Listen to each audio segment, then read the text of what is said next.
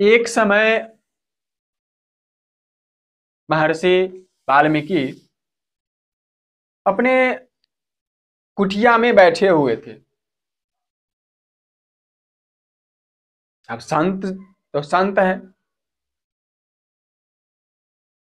उन्हें तो ना कोई महलों की आवश्यकता है, ना किसी तरह के खास चीज से उन्हें कोई लगाव नहीं। जैसे अभी के मनुष्यों में हम अधिकतर देखने को मिलता है। पहली बात तो यह है कि उनका सबसे पहला ध्यान रहता कहाँ है, पैसा किस तरह कमाया जाए। भक्ति भावना, पूजा, यज्ञ, तप हो या ना हो, जबकि वास्तविक धन मेरा वही है। एक ही धन है जो हमारे भविष्य के निर्माण के लिए काम आता है। कभी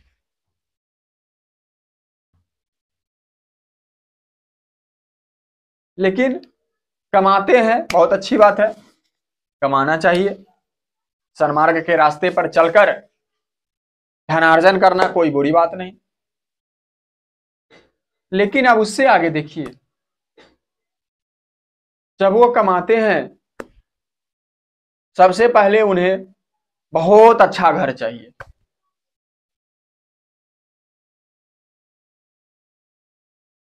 बहुत अच्छा घर उन्हें चाहिए, बहुत अच्छी गाड़ियां चाहिए, खाने के लिए अच्छे अच्छे भोजन चाहिए।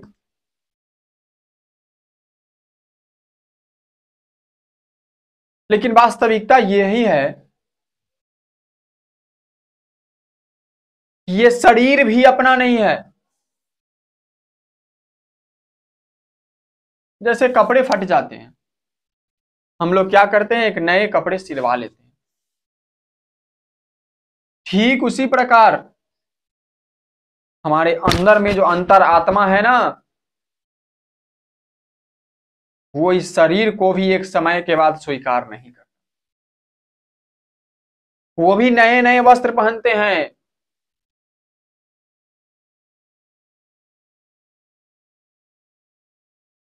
तो कमाते हैं,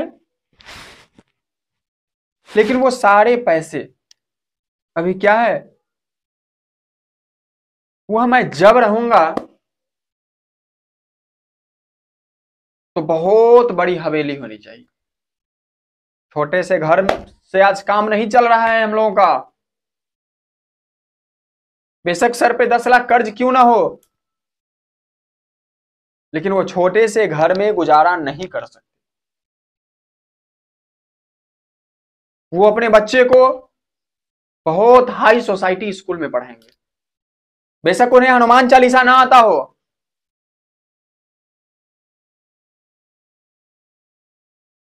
बेशक उन्हें हनुमान चालीसा भी ना आता हो, बेशक दरवाजे पे आए हुए मनुष्यों का स्वागत कैसे किया जाता है उन्हें पता ना हो, लेकिन इंग्लिश के 10 लाइन अवश्य याद रहेंगे। बेशक उसका उपयोग कहां करना है मैं ना जानूं, लेकिन अंग्रेजी बोलना आना चाहिए। लेकिन उस समय भी गुरुकुल हुआ करते थे। आने जाने के लिए बड़े बड़े विमान हुआ करते थे।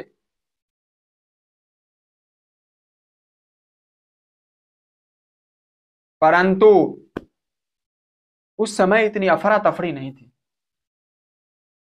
कोई आवश्यकता नहीं है उन्हें बड़े बड़े विद्यालयों में भेजने के लिए। वो गुरुकुल में भेजा करते थे बच्चों को। राजा दशरथ जैसे राजा अपने बच्चे को गुरुकुल में ही भेजे थे शिक्षा और दीक्षा के लिए। जब वो बैठे हुए थे अपने यहां आसन पे, तो कुछ ऋषि वहां पहुंचे और उन ऋषियों ने महर्षि वाल्मीकि से ये प्रश्न किया कि कलयुग में क्या होगा, कलयुग के क्या प्रभाव होंगे, कलयुग में क्या देखने को मिलेगा, कृपा करके आप हम ऋषियों को ये जानकारी अवश्य दें। अच्छा, आप जानते हैं वास्तविक जानकारी हमें साधुओं से ही प्राप्त होता है। उस समय भी बड़े बड़े ऋषि हुआ करते थे, लेकिन वो भी किसी बात की जानकारी के लिए, किसी तरह की दुविधा से मुक्ति पाने के लिए दूसरे ऋषि के पास जाते थे।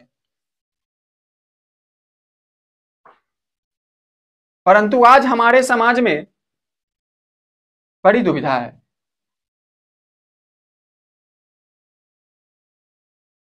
परेशानियां बहुत है,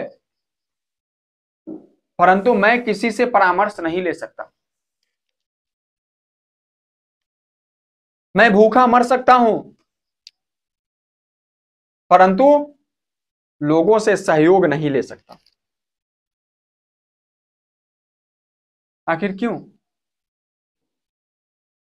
क्योंकि अभी कोई भी मनुष्य किसी के एहसानमंद नहीं रहना चाहते हैं।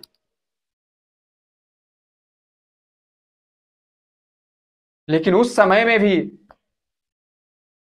एक ऋषि, एक मुनि, एक संत, एक किसान एक दूसरे का मदद लिया करते थे। तो वो ऋषिगण गए और पूछे कि हे महात्मन, आप हमें कलयुग में होने वाले प्रत्येक घटना और परिघटना को बताएं।